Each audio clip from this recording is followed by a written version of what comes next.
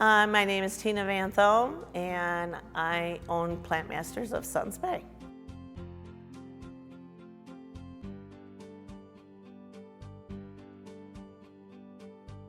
My mom was born and raised in this area, and we had a cottage here in the 80s and decided to start bringing up our greenhouses in 1990. And within 10 years, we had everything up here and sold everything from here.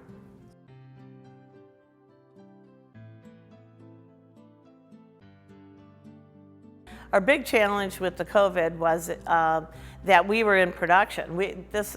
From February through April, we're planting to fill all those greenhouses because we grow everything that we sell.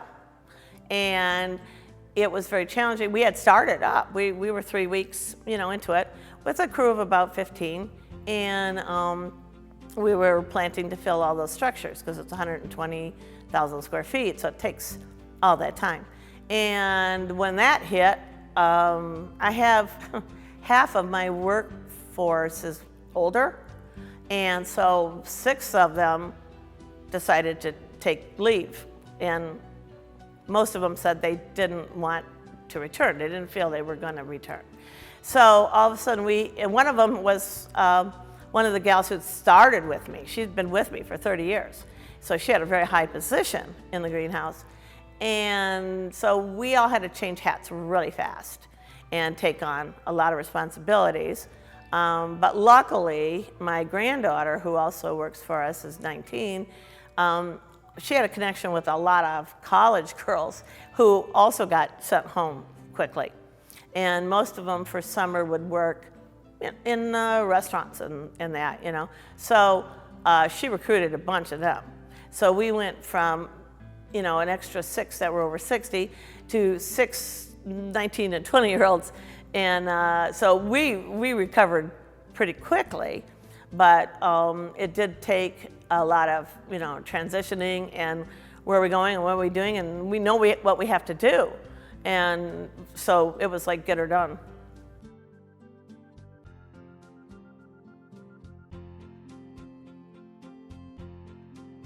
Well, we were working the whole entire time behind the scenes, and the phones were just ringing off the hook, and people wanted to know, will my tomatoes be there? Are you gonna have, and they were all worried about us, and they were just, really, I was almost like we were counseling, on the phone constantly, and trying to prepare, a few orders and things like that for people that they just come pick up really quickly and take to funerals or something. And we were watching constantly to see when legitimately we could be open, and it just kept going on and on and on and on. And luckily our spring was quite chilly, so people weren't bugging us a lot, but they were. And so the announcement dropped the morning of that we were opening, and we weren't even aware because we were used to watching at 1:30 or 3 o'clock and seeing what the governor had to say. And all of a sudden, we got a call from an uncle in Arizona who said, you guys were open. And we're, well, what? And within 15 minutes, there were people walking around. Within 15 minutes.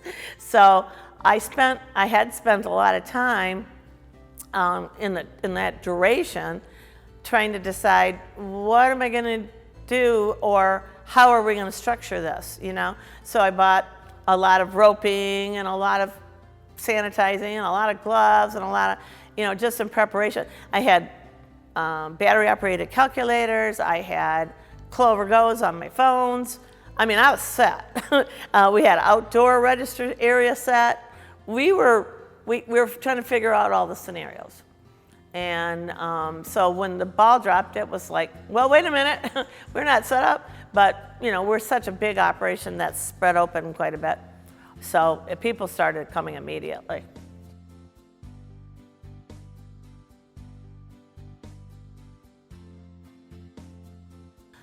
I'm impressed with my employees because we changed hats so fast, and everybody's got really versatile, and they just, grabbed the job they had to do and did it. And the customers, I was just so amazed with their loyalty. It was amazing.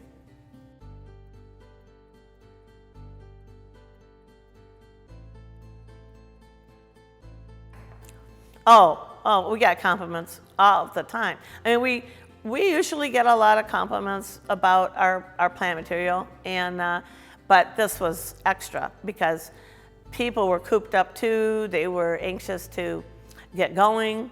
It was almost a plant hoarding situation.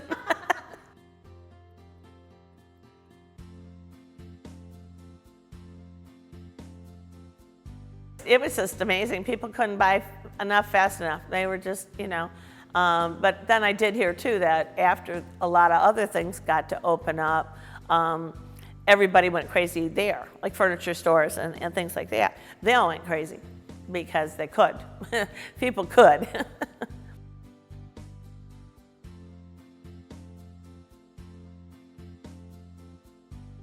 So that was a real plus in our situation. I mean, it almost couldn't have hit at a better time. A little earlier would have been nice, but with the weather, the spring was dragging anyway, and for us it was okay. The downstate growers had more troubles because they're 2 weeks ahead of us, and it was more of an argument for them. And the guys who clean yards and do landscape and that. When you lose that time, you just lose that time. You can't make that up. Now, with us, we could because we could open the door and they just came twice as fast. I mean, we had our single biggest day of ever, and it was a Thursday, and it just was amazing, really. Hindsight's 20/20, but it was definitely worrisome up to that point, but, it ended up pretty amazing.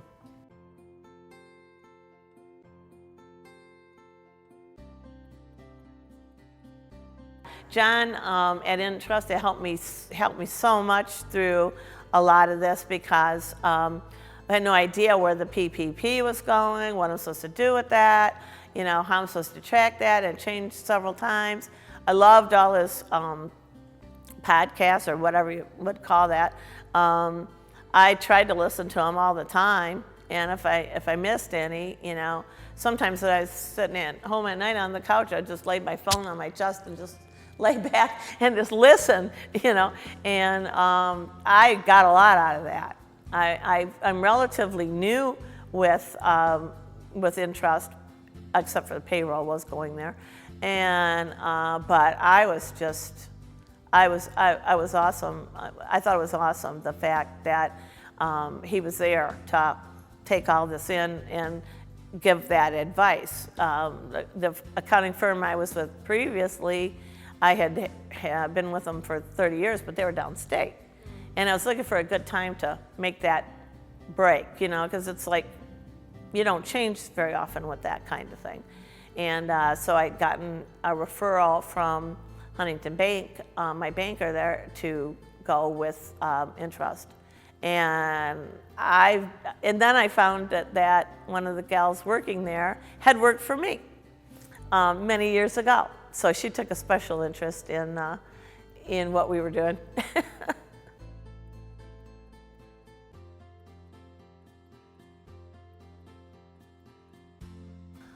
What this taught me, during this pandemic was that, I knew all the time that we were pretty well sought after in the area, but people were really legitimately attached to our plants and getting things that they wanted and things that we would have, because since we grow everything ourselves, we have a lot of stuff nobody would have.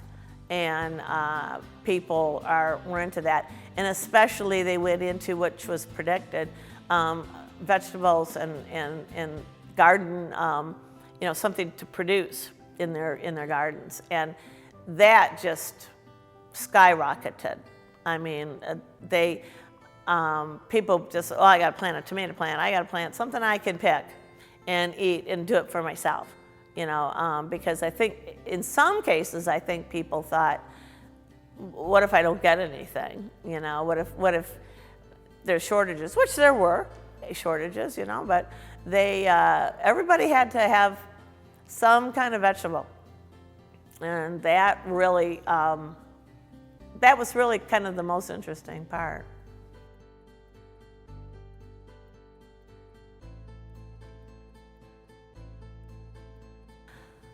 My plan for the future, I feel that we're going to have some little bit of a slowdown. It's not going to keep going like this. So I'm just going to go back to what we normally would have predicted to do for this next season, which that's usually, maybe a 5% increase or something in plant material. We take real tight inventories, so we know what's a big seller, what's not a big seller. I'm understanding that there's shortages coming up in plant material for next year, they're saying. So we're trying to work at it a little earlier. Normally we start, in September, but we're kind of trying to start on next year because we have to have all our plants and seeds and soils and, everything ready and ordered, So we're trying to get on it a little earlier because maybe some people are thinking this is going to go crazy next year, but I don't really know.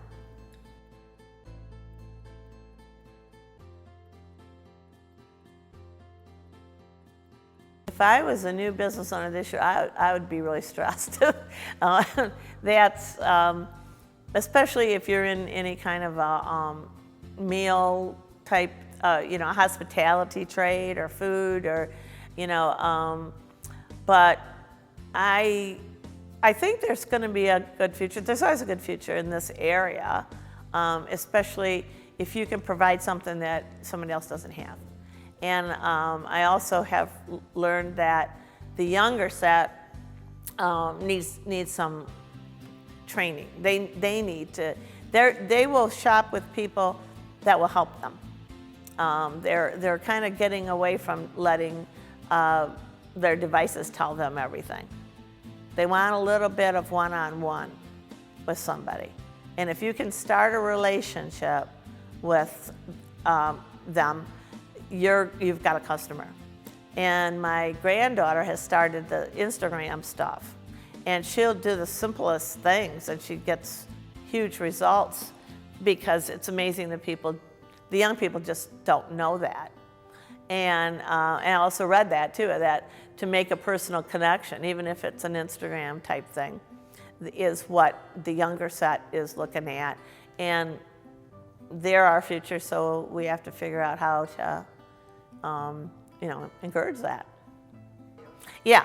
And they want somebody they can trust, and if it's a local person that, that they can see face to face, they'll develop a sense of trust with that.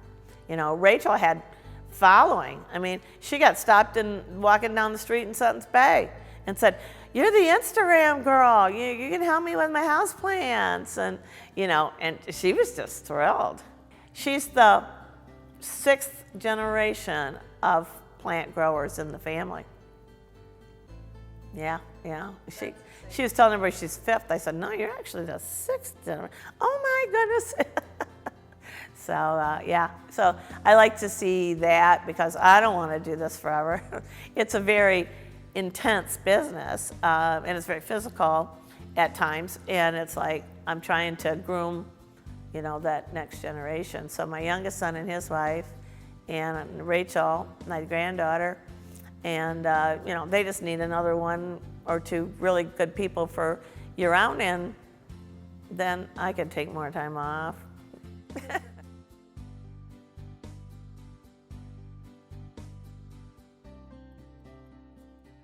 If you are interested, follow our Instagram account. It's PlantMasters of Suttons Bay.